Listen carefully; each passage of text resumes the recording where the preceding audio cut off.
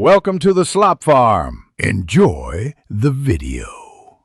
In this video, I will show you how to fix a PlayStation 5 joystick that is stuck. First, gently rotate the affected joystick through its full range of motion a few times. Sometimes, this alone can dislodge minor obstructions. Then, visually inspect the base of the joystick for any visible crumbs, dust, or foreign particles. It is crucial to identify any obvious external issues before proceeding with more involved steps, ensuring a focused and effective repair attempt. Next, we will focus on external cleaning.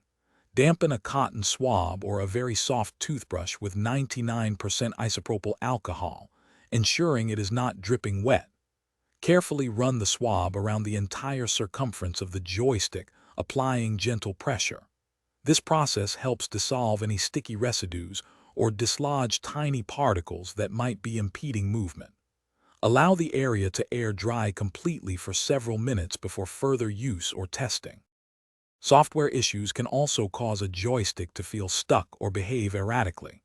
Begin by ensuring your DualSense controller's firmware is completely up to date through your PlayStation 5 console settings. If the issue persists, locate the small reset button on the back of your controller, near the Sony logo.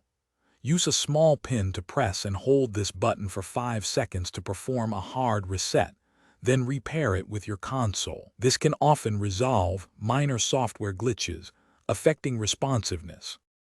If external cleaning and software checks do not work, a deeper clean might be necessary. Gently pull the joystick cap upwards to remove it, exposing the shaft and internal housing.